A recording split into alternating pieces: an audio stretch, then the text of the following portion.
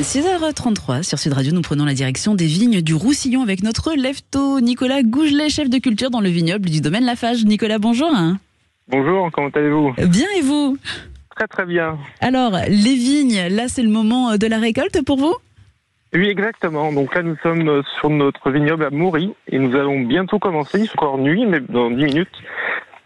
Donc la récolte du macabeu, c'est un cépage local, voilà, de blanc.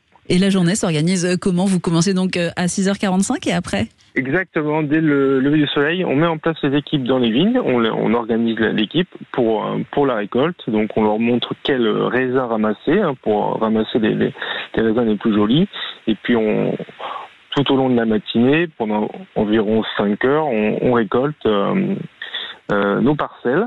Voilà, donc on organise donc après le retour de ces raisins à la cave pour la vinification. Et tout simplement. L'équipe, combien de saisonniers travaillent en ce moment dans les vignes? Alors ce matin, nous serons 45. Ah oui. 45 personnes, oui. Oui, c'est... Et la saison se termine quand? La récolte, là, c'est jusqu'à quand? Donc, alors pour le domaine Lafage, qui est assez grand, on commence très tôt, le 31 juillet cette année, donc à Perpignan, et puis on finira à la mi-octobre sur nos vignobles donc de Saint-Martin. Et vous nous dites que le domaine est grand. 380 hectares. Ah oui, quand même. Oui, oui, c'est un des plus grands domaines du département, du Roussillon. Et ça représente combien de bouteilles chaque année? Environ 5 millions. Ah oui, quand même. Ah oui, c'est une belle propriété, oui. Vous, votre travail, c'est chef donc de culture dans le vignoble. Ça consiste en quoi? Alors moi, j'encadre les équipes pour donc effectivement la culture de la vigne, donc sur le domaine. Donc la gestion donc des équipes et du matériel pour donc produire le raisin. Donc là, on arrive à la dernière étape de l'année du cycle. Donc là, on récolte donc le raisin de nos vignes. Donc et tout au long de l'année, on travaille la vigne pour donc arriver à ce résultat. C'est la dernière étape du cycle, mais vous travaillez la vigne toute l'année, vous en prenez soin toute l'année? Exactement, tout au long de l'année. Donc ça commence par la taille, donc après la récolte, donc à partir du mois de décembre, et jusqu'à la récolte en septembre-octobre. Voilà. Donc on suit la pousse de la vigne, donc on s'occupe effectivement de la vigne pour arriver à l'obtention du raisin. On a beaucoup parlé cette année des incidents climatiques, que ce soit d'un côté la sécheresse ou bien la grêle, les gelées qui ont touché les vignes. Pour vous, pour le domaine Lafage, ça s'est passé comment cette saison? Effectivement, le climat est de plus en plus compliqué, donc la sécheresse est bien installée. Alors nous, on met en place avec on a un secteur recherche et développement au domaine, et donc on met en place des études, notamment avec le biochar, des techniques pour effectivement lutter contre cette sécheresse, pour effectivement bien gérer notre vignoble et puis faire face à ce manque d'eau. Et par exemple, les techniques mises en place, ça peut être lesquelles? De nouvelles espèces de raisins, par exemple? Alors ça peut être effectivement mettre des cépages locaux qui sont effectivement moins sensibles à la chaleur et qui s'acclimatent plus à ce terroir. Et puis effectivement, donc des essais de biochar, donc on a la capacité donc d'essayer d'avoir une meilleure rétention d'eau. Donc on applique des techniques pour effectivement gérer l'eau au maximum. Donc ne pas perdre d'eau. C'est surtout ça notre but en ce moment. Voilà, d'utiliser l'eau au maximum. D'accord, donc vraiment conserver l'eau, réfléchir de façon raisonnée toute l'année. Exactement, c'est ça, c'est une gestion à la goutte près, effectivement. Pour le personnel, donc là vous nous disiez vous êtes une quarantaine ce matin, on a parlé également des soucis de recrutement de saisonniers. Pour vous, vous êtes confronté à ça ou c'est toujours les mêmes équipes, ceux qui reviennent tous les ans?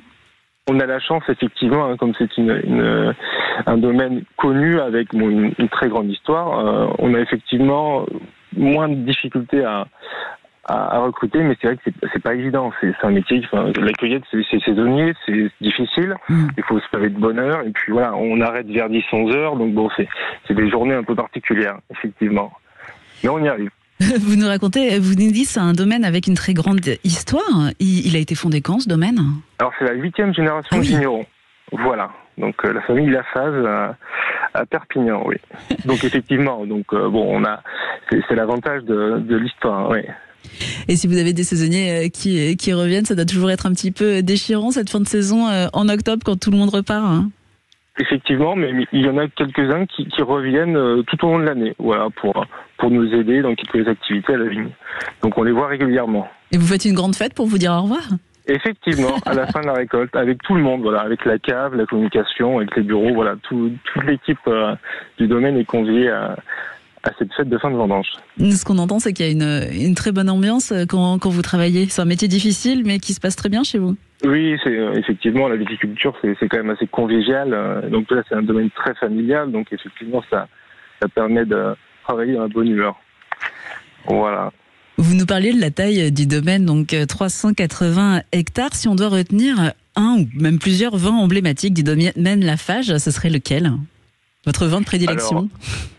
Alors moi, mon vin que j'apprécie, effectivement, c'est la cuvée centenaire du domaine. Mmh. Donc c'est élaboré avec des pieds centenaires de Grenache blanc, notamment. Donc c'est un vin blanc très connu effectivement aussi par les clients du domaine. Et voilà. Ces pieds centenaires, on doit en prendre un soin plus particulier. Ils ont une valeur plus particulière. Effectivement, oui. Et puis effectivement, ça représente l'histoire du domaine. Donc c'est des parcelles qu'on soigne tous les jours. Effectivement, on fait attention. Qu'on bichonne. Exactement. Donc beaucoup de travail manuel. Bah oui, c'est ça. Tout est fait à la main, sans machine chez vous. Et alors, une partie de la récolte est faite à la machine, mais effectivement, on en fait beaucoup à la main, oui. Donc ça reste très traditionnel. Et donc un travail qui commence d'ici à 5 minutes maintenant. Effectivement, ça se lève, ça va pas tarder. Merci beaucoup Nicolas Gougelet. Vous êtes chef de culture, je rappelle, dans le vignoble du domaine Lafarge. C'est dans le Roussillon. Oui. Voilà, n'hésitez pas à venir nous voir. Donc route de Canette, Perpignan. Merci beaucoup, l'adresse est notée. Très bonne journée Nicolas. Merci, bonne journée. 6h40 sur Sud Radio. Dans un instant, un tout autre sujet. Nous allons revenir sur le burn-out en ce début d'année. Vous êtes peut-être concerné. Plus d'un travailleur sur 10 dans tous les domaines professionnels serait concerné par cet épuisement professionnel. On y revient dans un instant. Restez avec nous sur Sud Radio. Très bon début de matinée à tous.